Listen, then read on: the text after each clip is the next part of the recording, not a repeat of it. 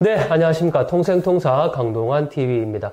오늘은 아주 특별한 분을 모셨는데요. 제가 책을 한 권 가지고 나왔습니다. 제목이 파독강부 꿈을 캐는 교수로라는 책인데, 파독강부 꿈을 캐는 교수로 건희종 박사 인생 이야기라는 책인데, 미리 말씀드리면 절대 유료 광고이거나 책을 판매하는 그런 이야기는 아니고요. 제가 70년대생입니다.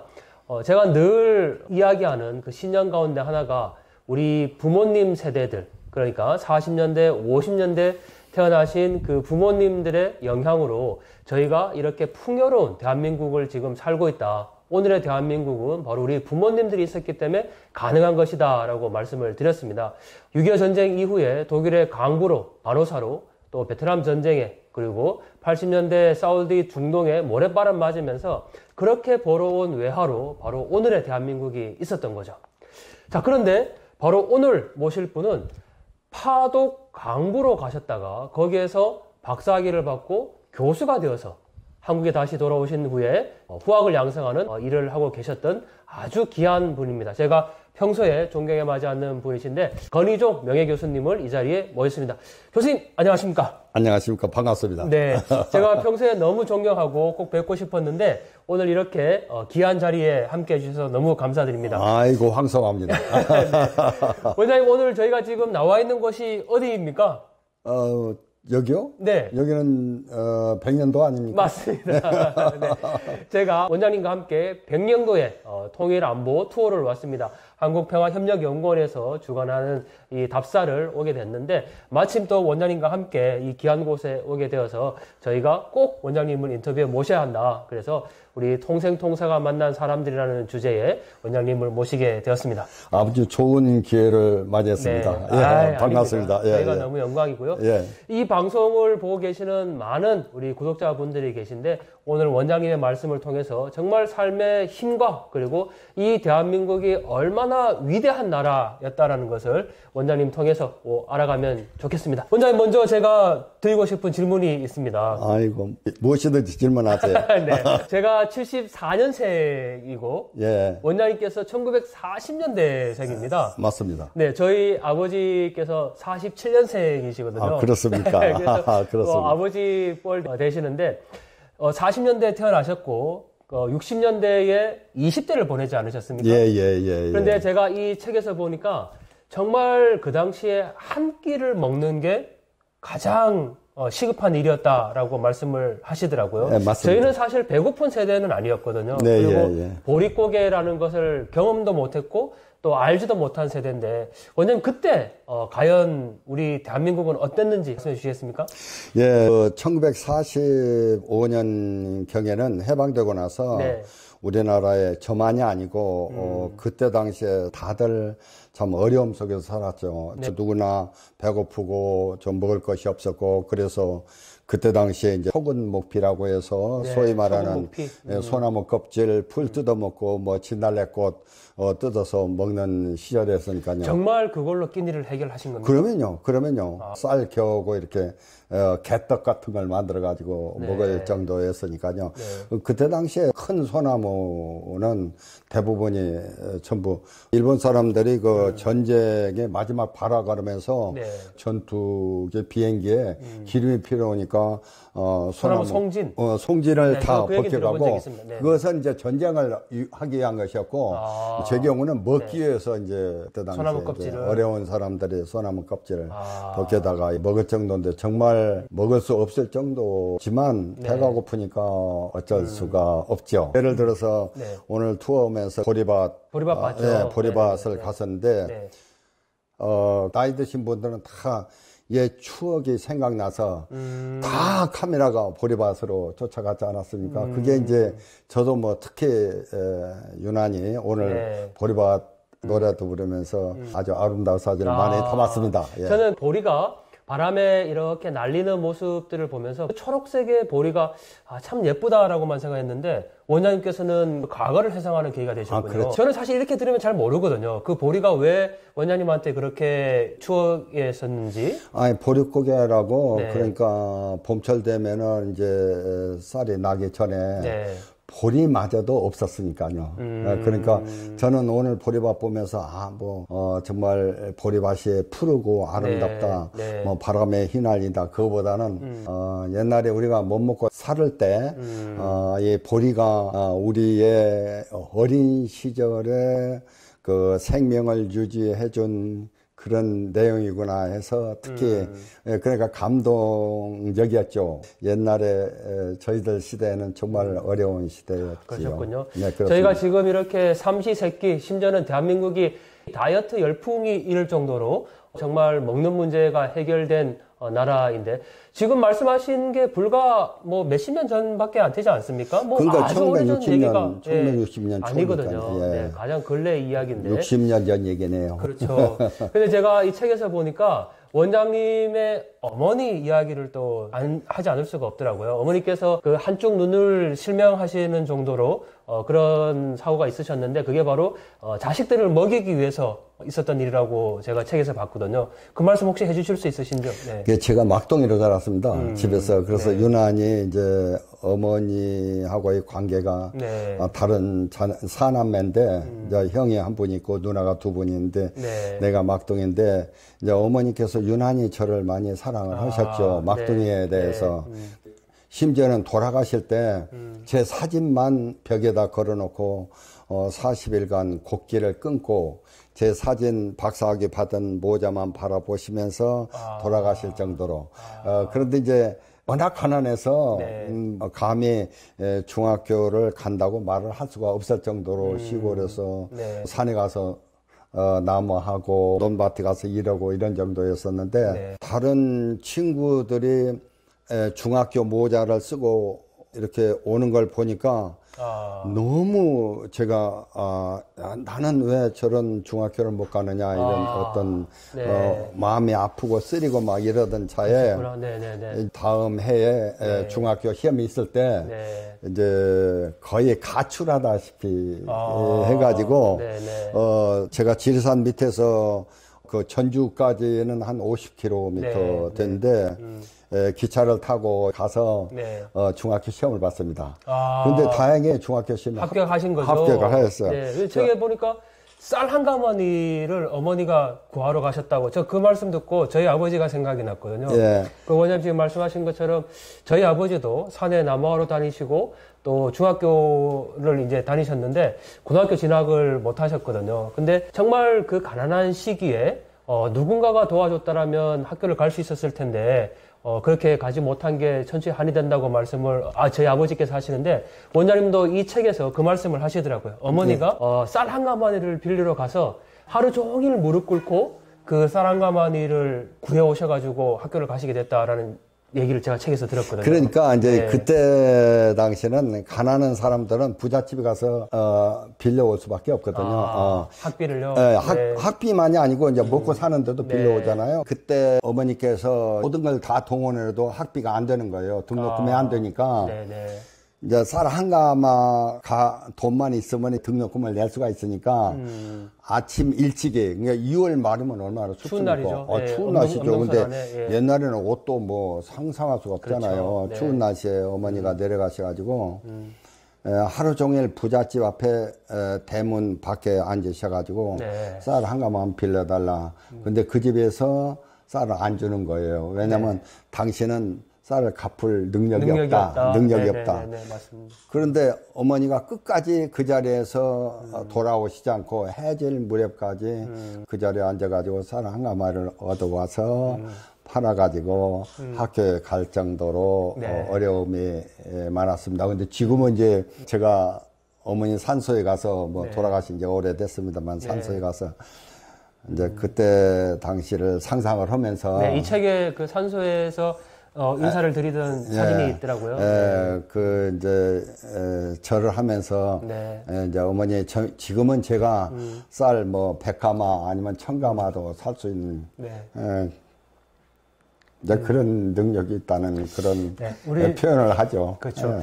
원장님도 그렇고 저희도 그렇고 이 어머니라는 단어만 들어도 사실 눈물이 나고 지금 이 순간에도 자식들을 위해서 기도하고 있을 또 힘쓰고 계실 우리 부모님들인데 그 부모님들이 계셨기 때문에 우리 원장님의 부모님, 그리고 저에게는 또 원장님 세대와 같은 부모님들이 계셨기 때문에 오늘의 대한민국이 있는 거다. 저는 늘 그렇게 생각을 하는데, 그래도 원장님은 학위를 받으시고 어머니에게 가장 큰 또 효도를 하셨더라고요. 원장님 40년생이시니까 64년도에 독일로 가셨는데, 그때 24살이었지 않습니까? 원장님이 책에서 이런 말씀을 쓰셨더라고요. 나의 20대의 삶은 삶과 죽음에 늘 고뇌하는 순간순간의 선택이었다라는 글귀가 이 책에 있더라고요. 아, 그게 이제 광산일입니다. 주로 광산일. 네, 그러면 광산 파독 강부가 되기까지 그 얘기도 조금 해주시겠습니까? 어떻게 해서 독일로 가시게 됐는지? 사람이 살다 보면 일생 동안에 뭐 삶과 죽음의 길이 많죠. 네. 제 경우에 여러 과정이 있었습니다. 예를 들어서 초등학교 다닐 때 학교 갔다 와서 배가 고프니까 감나무에 올라가가지고 네. 그 홍씨 남의 집 감나무에 올라가가지고 배고픔을 달래기 위해서 감나무에 올라갔다 높은 데서 떨어져가지고 죽을 네. 지경으로 네. 됐었는데 그때는 뭐 시골에서 뭐 어떻게 할 수가 없으니까 똥물을 먹여가지고 예를 들어서 그때 당시엔 똥물을 먹여가지고 살지고 그런 정도였으니까 네. 그때도 있었고 뭐 교통사고도 많이 나고 근데 여기서 말하는 것은 독일의 광산 일만이 아니고 네. 인류 사회에서 가장 남자로서 더 갈 곳이 없는 곳이 막장 광부다. 네. 이제 네. 막장 광부가 왜 어렵냐? 어느 나라든지 지금도 중국에서 1년에 뭐 수천 명씩 사망을 하거든요. 네. 근데 이제 몇 가지 악조건이 있습니다. 광산은 네. 첫째 지하로 내려가면 사람들이 뭐 따뜻할 것으로 생각하는데 네. 지하로 100m 내려갈 때마다 네. 1도씩 내려갑니다. 1도씩 올라가요. 올라가죠. 네네. 보통 지상에 25도면은 지하에 내려가면 35도죠. 네네네. 그러니까 우선 더워서 못 견뎌요. 광산일이라는 것이 더운 것만 있는 게 아니고, 네. 그 다음에 천정이 무너진다든가, 그 다음에 가스 폭발이 된다든가, 네. 정상적으로 일을 했더라도, 진폐증이라고 해서 3년, 4년 지나면 석탄가루는 빠져나오는데 돌가루는 폐에서 박혀가지고 안 나오죠. 그런 어떤 위험 부담이 있으니까 어느 나라든지 광부는 잘 안 올라오죠. 독일도 전부 막 기계가 막 많이 움직이니까 네. 기계에 말려 들어가서 뭐 사망하는 경우도 많고 천정이 무너져서 1000m 밑에서 일을 한다고 생각을 해보세요. 지상의 그 압력이 얼마나 강하겠어요. 그러니까 그 압력을 막기 위해서 세우는 기둥이 나무 기둥이 아니고 쇠 기둥입니다. 새 기둥이죠. 네. 그래서 책에서 원장님께서 두더지 인생 3년이라고 쓰셨더라고요, 표현이. 그리고 우리가 생각할 때는 한국의 탄광은 그냥 들어가서 뭐 레일을 타고 이렇게 수평으로 가는 거지만 독일의 탄광은 지하로 내려가서 거기서 또 몇 킬로를 가야만 탄을 채굴할 수 있다 이렇게 말씀을 하시더라고요. 그러니까 한국 탄광하고 독일 탄광하고 그 구조가 다른 게 네. 한국은 이렇게 고구마식으로 뭐 탄광에 돼 있죠. 산 꼭대기를 올라갔다 내려가고 막 이러는데 독일은 그냥 광산이 평지예요. 네. 평지에서 그냥 승강기 타고 그냥 밑으로 지하로 내려가서 그러면 지하로 내려가서 바로 석탄이 있는 거 아니죠. 그러면 지하로 내려가서 승강기에서 내려가지고 그다음에 옆으로 또 수평으로 4km, 3km 이렇게 가야 막장이 있는 거죠. 거기에서 많은 사고도 있었고 또 가시자마자 동료가 사망하는 것도 보셨다고 하셨고 또 원장님께서 왼손을 절단하는 위기까지 있었다고 그러거든요. 많은 사람들이 그 광산에서 일을 하면은 뭐 매일같이 그냥 크고 작은 사고가 많이 납니다. 그때 당시에 제 1진, 2진들은 전부 고졸 이상으로 다 보시면 좋을 것 같아요. 명문대학을 나오고도 그때는 일자리가 없었으니까. 그 정도로 대한민국이 어려운 시기. 그러니까 이제 광산 경력이 하나도 없는 상태에서 갑자기 광산으로 들어가니까. 사주를 교육받고 그냥 바로 가셨다 하시더라고요. 거기 가서 사주 받았지만 뭐 그냥 한국에서 광산 경력이 있는 줄로 다 인정을 하고 그때 당시에는 뭐 전부 브로커를 통해서 그때는 다 그랬어요. 우리만이 아니고 모든 사람들이 그렇게 해서 가짜 경력을 만들어 가지고 광산 경력이 꽉 증명이 있었는데 그거 뭐 주변에 막 독일 광부 모집한다고 하니까 막 주변에서 부록가들이 막 그냥 전부 막 사람한테 달라붙어가지고 네. 합격한 사람만 보면은 부록가들이 달라붙었어요. 합격에 전에도. 예, 그래가지고 갔으니까 네. 자연에 가자마자 막 사고가 많이 날 수밖에 없겠네요. 크고 작은 네. 사고에다가 사망에다가 뭐라고 얘기를 했고 뭐 팔이 그냥 금방 뭐 원장님도 왼손이 절단되는 사고가 이게 이제 돌덩어리가 떨어지는 거죠. 여기, 광산에서. 네네. 이게 바위 덩어리가 떨어지면 그대로 죽는 거예요. 죽는 건데 이제 나를 덮쳤는데 네. 손이 여기가 이그러졌었죠. 네, 그래서 네. 이제 한 달간 지금은 괜찮으신 겁니까? 지금도 아파서 무거운 걸 든다든가 하면 지금도 굉장히 아프죠. 이게 흉터다. 여기 석탄 가루가 아직도 남아있잖아요. 몸도 뭐 엉망이죠. 많이 다치죠. 그러니까 네. 천정에서 돌이 이렇게 떨어지면서 일을 할 때 더우니까 아까 16도, 37도 상상을 해보세요. 그렇죠. 37도 되는 데서 죽기 아니면 살기로 일을 해야 한다. 일을 안 하면은 봉급이 일한 것만큼 돈을 준다고. 광산 일이라는 것은 책임제예요. 네. 도급이라고 하는데 도급이 책임제로. 그러니까 어떤 기둥을 네가 오늘은 컨디션이 좋아서 50개를 세울래? 아니면 40개를 세울래? 네. 그건 기본이 너 70개니까 70개로 할 수 있냐? 근데 제가 몸이 굉장히 아파서 그렇게 할 수 없습니다. 그러면 이제 돈이 임금이 깎이고 임금이 깎이는 거죠. 우선 옷을 못 입어요. 네, 맞습니다. 이 책에서도 속옷만 입고 작업을 하셨다고 그렇게 말씀을 하시더라고요. 네. 근데 그렇게 힘든 상황에서도 원장님을 견디게 한 원동력은 뭐였을까요? 가장 큰 원동력은 가난의 대물림에서 벗어나자. 이것이 내 꿈이었었고, 그보다 더 큰 꿈은 네. 어릴 때부터서 책을 좋아했습니다. 지금도 책은 좋아하지만 네네네. 늘 책이 손에서 벗어나질 않았어요. 그래서 저는 이 책을 읽으면서 정말 많이 반성됐는데 지금 말씀하신 것처럼 상가 죽음이 있는 그 탄광 안에서 이 랜턴 불빛으로 책을 보셨다고 그러신데 그것도 굉장히 드문 일이에요. 그러니까 네. 늘 책을 읽고 네. 쓰는 걸 좋아해요, 저는. 메모. 네. 그보다도 이제 아까 광산에서 배고픈 거 해결하는 것도 중요하지만 그보다도 더 중요한 원동력은 뭐냐면 무엇이냐면은 초등학교 2학년 때부터 가졌던 꿈. 초등학교 2학년 때부터 가졌던 꿈이 뭐냐. 네. 반드시 나는 네. 선생이 돼야 한다. 선생이 돼야 한다. 그걸 초등학교 2학년 때 꾸셨군요. 초등학교 2학년 때. 그 책에도 썼지만 초등학교 2학년 때 왜 나왔느냐. 그래서 선생님의 의견이 중요하다는 거지. 그러니까 그 초등학교 네. 담임선생이 여선생인데 제가 어릴 때 굉장히 귀여웠답니다. 굉장히 미남형이세요. 아니요, 미남이 제가 아니라. 책에 있는 젊으실 때 사진 보고 정말 영화배우 하셔도 될 만큼 미남이 아니라 네. 굉장히 귀여웠대요. 근데 또 노래를 잘 불렀어. 노래를. 네네. 이게 오늘도 거기서 그 보리밭에서 계속 노래 불렀는데. 자, 여기서 잠깐 저희가 분위기 전환하는 걸로 이 책에 보면 탄광에서 일을 하실 때 동백 아가씨 노래를 그렇게 많이 부르면서 힘을 얻었다 하시더라고요. 아니 근데 그때는 네. 한국에서 우리 나이 때 자, 그래서 우리 원장님께 동백 아가씨 지금 기억하십니까? 한 소절 정도?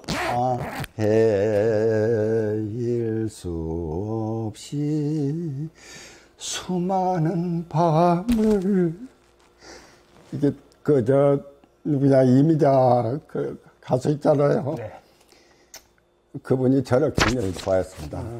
그래서 그분이 퇴임할 때 세종문화회관 여기저기 저를 초대하고 이미자 선생님이 그 사인도 해서 준 것도 있는데 근데 그 노래를 나만 부른 게 아니라 그때 당시엔 주변 사람들이 다 불렀어요. 그 노래 끝까지 부르려면 굉장히 힘들죠. 네. 내 가슴 도르려는 아픔에 겨워 그 얼마나 울었던가 동백 아가씨 이런 가사죠. 그거를 그대로 우리 근데 색깔이 변할 정도로 가슴이 아렸다는 거죠. 그 정도로 힘드셨구나. 네. 동백의 색깔이 변할 정도로 가슴이 아리다. 이제 그러니까 그 노래 그런 걸 좋아해요. 저희는 참 가요로 동백 아가씨를 알았지만 원장님께서는 삶과 죽음의 그 갈림길에서 이 하루를 버텨내는 노래가 바로 또 동백 아가씨였군요. 그 독일 가셨던 우리 광부 가족들께서. 외국 생활하면은 어려운 분야가 여러 가지인데 언어, 문화의 네. 장벽 여러 가지 있지만 제일 어려운 것은 외로움인 것 같아요. 외로움. 외로움과 고독. 부모 형제가 보고 싶고 고향에 가고 싶은 네. 그것이 가장 강한 것 같아요. 외국 생활이. 그러니까 매일 저녁에 뭐 광산에 일하러 들어갈 때는 내가 살아서 올라올 것인지 죽어서 올라올 것인지 그 예측할 수가 없잖아요. 네네네. 내가 독일에 와서 과연 이 손 다쳤을 때만 해도 아 나는 이대로 이제 죽는 거구나. 네. 그러면 뭐 꿈이고 뭐 이거 다 필요 없잖아요. 그런데 이제 거의 매일이라고 해도 상관이 없죠. 거의 매일 그냥 그 어머니가 보고 싶어서 뭐 눈물을 베개를 적시면서 주무셨다고. 베개를 네. 적시면서. 맞아요. 그 책에 쓰여 있는데 원장 근데 말씀. 그것은 네. 다 나만이 아니고 다 그렇죠. 그 간호사들도 이 얘기 들어보면은 일이 힘든 게 아니죠. 마음이. 일이 힘든 게 아니고 마음을 달랠 수가 없어요. 그거 어쩌나말. 그게 굉장히 어려운 것 같아요. 제가 원장님 말씀드리면서 조금 다른 이야기지만 지금 한국에 와 있는 우리 탈북민들이 생각이 나거든요.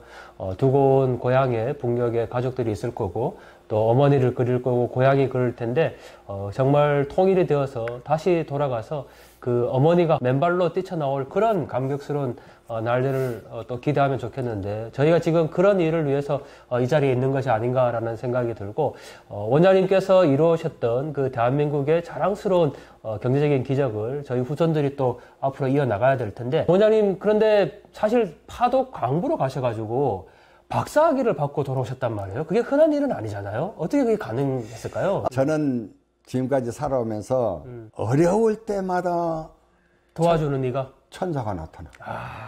다른 육체적인 정신적인 걸 떠나서 주변에서 왜 그렇게 이번에 여기 온 것도 정말 운명적이지 않나. 기적적이고 운명적이지. 저는 책을 보면서 원장님 그게 답을 할 수 있는 게 뭐냐면 초등학교 2학년 때부터 선생님이 되어야 되겠다라는 그 강인한 꿈을 가지셨기 때문에 그 꿈을 이루기 위해서 주변에 많은 분들이 도움을 주셨는 게 아닌가 싶거든요.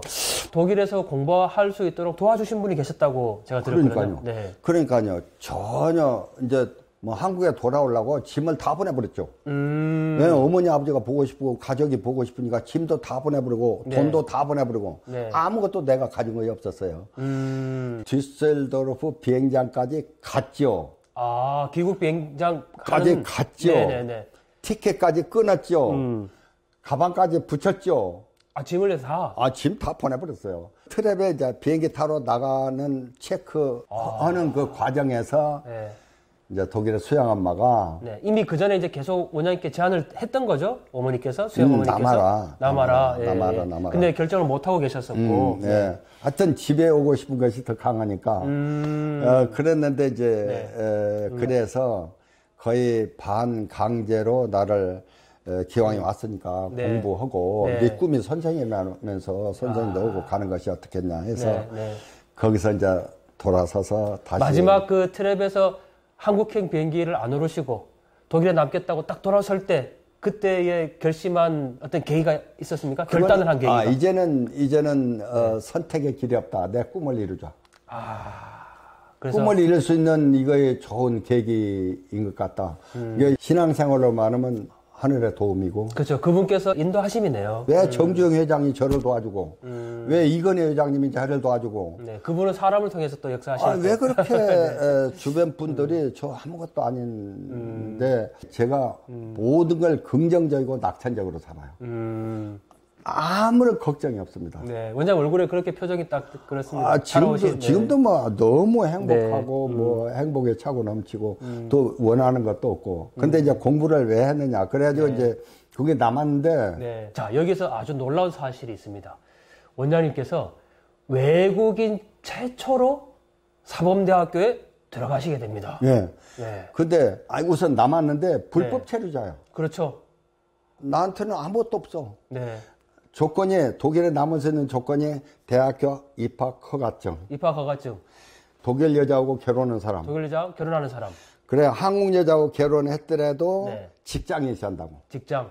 이제 직장이 있어야 거기 남을 수 있어. 근데 나는 아무것도 없어. 아, 그 셋 중에 하나만 되면 조건이. 근데 나는 아무것도 없어. 네네네네. 그러니까 불법 체류자로 도망만 다니는 거예요. 그 독일은 엄격합니다. 잡혔다 하면 그냥 그건 강제 추방이야. 그 어떻게 운명이 그렇게 바뀔 수 있냐고. 그래서 이제 전전긍긍하면서 15일간 있었는데 그 수양 엄마 남편이 PX 그러니까 나토 군대의 PX에서 일을 했어요. 저희 군대에 있는 그 PX 말씀하시는 거죠? 군대 그 나토 군대들이 많이 있으니까 거기는 네네. 벨기 군대, 뭐 네덜란드 군대, 미군들 막 미군들 군대가 그 PX에서 일을 했는데 그 별자리한테 중장이라거나 별 2개짜리한테 얘기를 해가지고. 임시로 이 사람을 좀 써주자. 그래 임시 아르바이트 증명을 해줬다고. 이제 풀리는 거죠. 그걸 가지고 우리 한국 대사관의 여권도 연장하고, 그 다음에 독일 체류가도 연장하고, 그 다음 단계가 이제는 입학을 길이 열렸다. 네네네. 그래서 이제 대학을 간 거죠. 근데 그 학교에서 안 받아준 거죠? 안 받아주지. 안 받아주지. 왜냐면 국립대학이기 때문에. 우리나라도 옛날에는 사범대학은 외국 사람 안 받았어요. 왜냐면 반드시 국가 공무원으로서 교편을 잡아야 하니까. 그런데 그것도 1,000원인데 기적 같은 일인데 그 학장이 천주교 신자였고 제2차 대전에 이제 군대 생활을 했고 그러니까 이 사람 도와줘야겠다 해가지고 특별 케이스로 최초로 외국인을 입학을 시킨 겁니다. 자랑스러운 대한민국인입니다. 그렇죠. 그런데 대학 생활이 어려운 게, 그렇죠. 딱 외국 사람이 딱 나 혼자니까 학생들이 나를 그렇게 대하지 않지만, 내가 생각할 때 무슨 동물원의 원숭이. 그렇죠. 책에도 그렇게 쓰셨더라고요. 동물의 원숭이처럼 쳐다보더라. 그래가지고 늘 슬플 때나 괴로울 때나, 이제 화장실에 가서. 혼자. 지금은 수세식 화장실이 우리가 다 있잖아요. 그때는 우리나라 수세식 화장실이 없었어.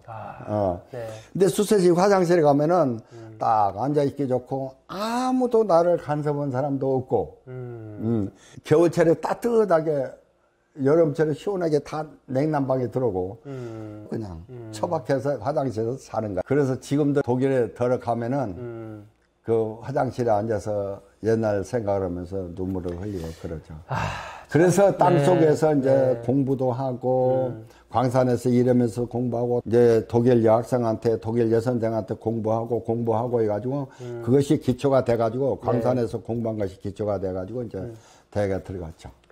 정말 말씀을 듣다 보면 한편의 영화도 이 정도 더 영화 같은 삶은 없다라고 생각이 드는데 여기에서 제가 이 책을 보면서 또 가장 감동받은 게 원장님의 인생은 어머니가 영향을 주셨고 두 번째는 아내분 때문에 인생이 바뀌었다. 배고픔도 해결했고 공부도 하게 됐고 그렇게 말씀을 하시더라고요. 그 아내분도 한국분이잖아요. 예. 자, 그 한국분이 바로 또 간호사로 가셨던 분이신가요?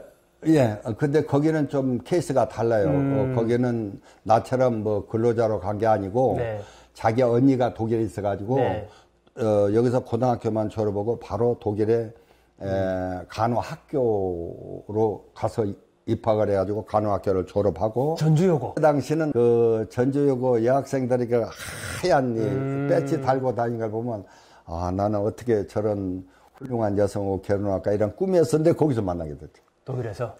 그냥 만났으니까 이거 놓쳐서는 안 되겠구나. 그럼 거기서 결혼을 하신 거죠?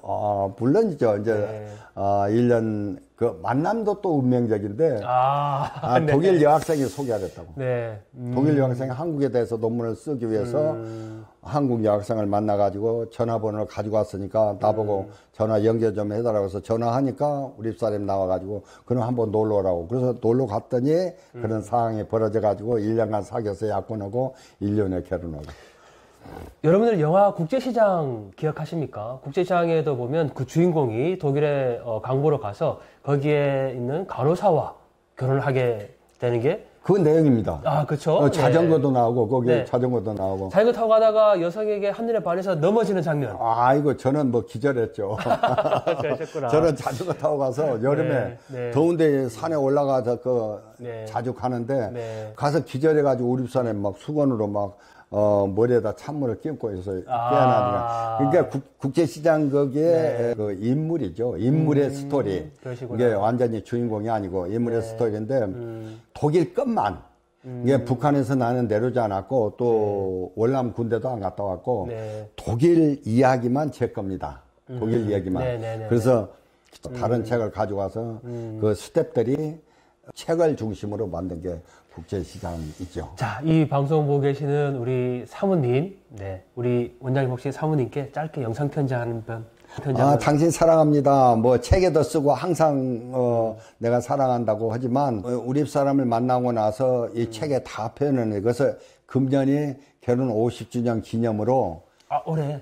그래서 이 책에 50주년에 맞추자. 그리고 책 맨 앞에다가 부인을 위해서 이 책을 나는 바친다. 이렇게 여기 있네요. 여기다가 부인을 위해서 나는 이 책을 준다. 이 뒤에 사진은 출판사 입장에서 보면은 별로 원하지 않았는데 나는 부인하고 결혼할 때 가장 행복한 우리 부인의 얼굴 표정이 있다. 그 사진을 나는 꼭 넣고 싶다. 그래서 이렇게 고집을 부려가지고. 자, 이 사진인데. 두 분 다 영화 배우같이 정말. 그래가지고 이제 내용에다가 이제 그렇게 썼잖아요. 나는 부인을 만나서 배고픔도 해결되고 공부도 해결하고 박사학위도 받을 수 있고 금이환양으로 한국에 돌아와서 교수가 됐다. 감사하다. 지금도 항상 이런 얘기 합니다.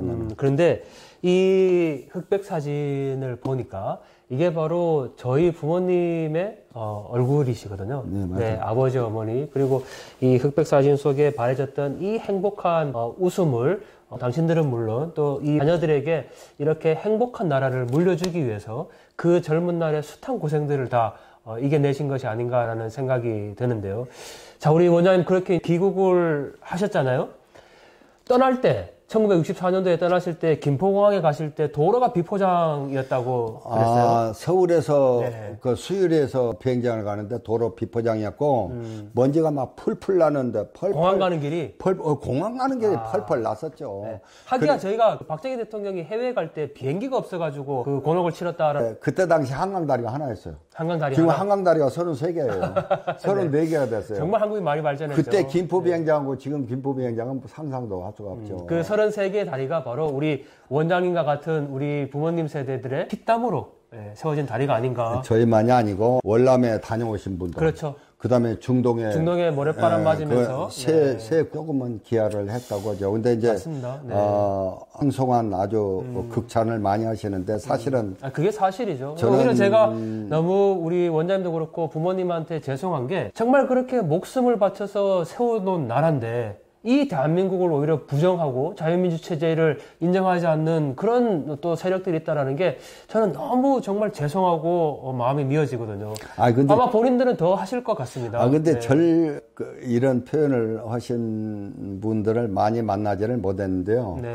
어쨌든 저는 나이가 81세지만 지금 뭐 젊은이들한테 우리가 옛날에 이렇게 노력을 해서 나라가 이렇게 발전했다 그런 표현은 정말 겸손하게 표현을 잘 하지 않습니다. 사실 요즘 인생에 먼저 경험을 하신 지표가 되시는 분들이잖아요. 지금까지 살아오셨던 그 숱한 노고와 눈물들을 저희가 당연히 거기에 대해서 감사하고 존경하고 고마워하고 그렇게 해야 되는 거 아닌가라는 생각이 들고, 우리 원장님 같은 또 저희 부모님이 안 계셨더라면 오늘의 대한민국은 없는 겁니다. 저희는 없는 거죠, 사실. 자, 그런 의미에서 원장님께서 또 귀국하셨는데 비포장 도로를 달렸던 김포공항과 귀국하셨을 때 대한민국은 어땠습니까? 조금, 상상을 할 수가 없죠. 예를 들어서 우리 갔을 때 그 GNP가 67불, 68불 그랬으니까 지금 뭐 상상을 못하게 발전했잖아요. 4만 불 세대라고 그러니까. 그 다음에 우리가 갔을 때는 외국의 달러가 보유하는데 그때 당시는 인형을 팔고 밍크 코트 만들어서 팔고 우리가 그 달러를 확보했는데, 우리가 독일에 갔을 때는 독일의 광부들이 우리들한테 한국엔 뭐 전화가 있느냐, 목욕탕이 있느냐, 네. 이런 비아냥 질문도 했었는데 그때 당시에 목욕탕에 나는 목욕을 못했죠. 시골에서 그냥 그리고 그때 당시에 전화기 한 대가 뭐 상상을 못했으니까 전화도 없었고 이제 그런 이야기를 들었는데 지금은 네.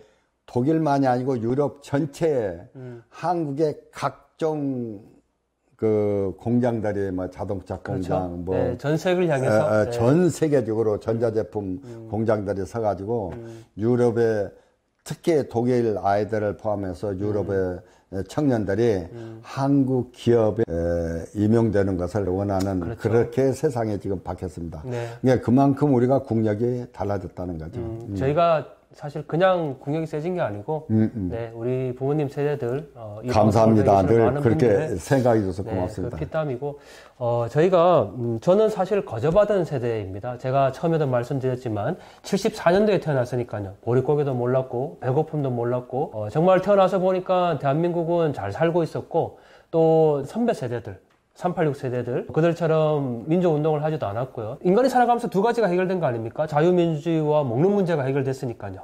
그래서 저는 거저받은 세대다라고 늘 이야기를 하거든요. 조국을 위해서 뭘 했냐 그러면 저는 아무것도 한 세대가 없는 세대인 거죠. 원장님은 대한민국의 산업화를 이룬 세대이신데 그런데 또 하나 저희가 물려받은 게 바로 분단이거든요. 여전히 저희는 분단 시대를 살고 있고 우리의 세대의 과제가 바로 통일을 이룬 거다 이렇게 생각을 하는데 원장님 이 대한민국 자랑스러운 대한민국이 통일 대한민국이 될 수 있도록 저희가 이제 이 길을 가야 하는데 분단하면 다 같이 마음이 아리지 않습니까? 원장님 마지막으로 통일을 위해서 저희가 어떤 일을 또 해야 될까요? 해결해야 할 분야가 많이 있지만 네. 그 중에서 가장 필요한 분야가 남북 통일이 아닌가 이런 그렇죠. 생각이 듭니다. 네. 왜냐하면 네. 우리 세대에 가능하도록 가진 노력을 다 했지만 안 되고 지금 여기까지 왔으니까. 네. 저는 독일에서 있으면서 동서독 간에 이미 이제 통일이 됐지만 동서독 간의 통일은 청소년 교류라든가 물자 교류라든가 물물 교류라든가 이 사람들이 많이 오고 가면서 이루어졌는데 우리는 지금 그걸 못 오고 있잖아요. 네. 그래서 저는 늘 평소 때 생각하는 게 남북 통일이 되면 우리가 전 세계에서 가장 강대국이 될 수 있는 그런 저력이 있죠. 네. 세력을 가지고 있거든요. 그런 너무 가슴 아픈 게 예를 들어서 그 백년도 주변만이 아니고 서해 모든 섬에 네. 그 군사 시설들 네. 제가 여기 백년도 올 때 특히 그 젊은이들이 백년도에 그 군 복무하러 오는 걸 보고 너무 가슴이 아팠습니다. 같은 배에 신병들이 탔었죠? 왜? 네. 가슴이 왜 아팠냐면은 지금 막 훨훨 날아다니면서 멋지게 세상을 막 자유스럽게 사는 아이들이 이제 군 복무 때문에 여기 와가지고 부모 형제만이 아니고 정말 이 섬이 멀기도 하고 밤낮으로 근무하면서 갇혀가지고 새장에 갇힌 것처럼 갇혀가지고 네. 우리 젊은이들이 야, 그 심리적으로나 정신적으로 어떻게 견뎌내면서 살까 이런 생각도 들었는데 정말 국방 의무와 나라를 지키기 위해서 우리 젊은이들이 많이 여기저기서 참 고생을 많이 하는 걸 보면서 맞습니다. 저는 너무 마음이 아픕니다. 근데 이제 그래서 어쨌든 우리도 빨리 통일이 돼서 그 뭐랄까 방위비만 없어도 우리가 얼마나 더 멋진 복지국가가 될 수가 있으며 네. 설사 방위비가 있다고 하더라도 남북 통일만 되면은 세계에서 정말 멋진 나라가 될 수 있고 그다음에 여기에 꼭 100년도만이 아니고 우리나라에 정말 요소요소에 관광지가 얼마나 많습니까? 그러니까 남북 통일이 돼가지고 우리가 관광지를 세계적인 상품으로 오면은 더 멋지고 부강한 나라가 될 수 있지 않을까 이런 생각을 해봅니다. 멋지고 통일조국이라는 말을 들으니까 더 가슴이 뛰는데 지금 이 순간에도 또 여기가 백령도니까요. 정말 불철주야 나라의 안보를 위해서 지키고 있는 우리 20대 청년들에게 다시 한번 또 감사하다는 말씀을 드리고 싶고 자 원장님 말씀을 나누다 보니까 시간이 굉장히 많이 지났는데 원장님 쓰신 표현 중에 글릭아우프 독일말로 살아서 위로 올라오라 글릭아우프 그 단어가 정말 저한테도 가슴이 와닿았거든요. 지금 이 방송을 보고 계시는 분들 중에 정말 절망하거나 낙담하거나 힘이 든 그런 상황에 계시거나 또 우리 남북한이 분단되어서 정말 가라앉아 있는 그런 상황이거나 또 너무너무 어려운 상황에 있는 그 모든 사람들이 바로 살아서 위로 올라오라 라는 의미의 이 글릭 어프를 가슴에 새기면 참 좋겠다라는 생각을 했거든요. 아, 참 좋은 네. 단어를 찾아내셨는데 네.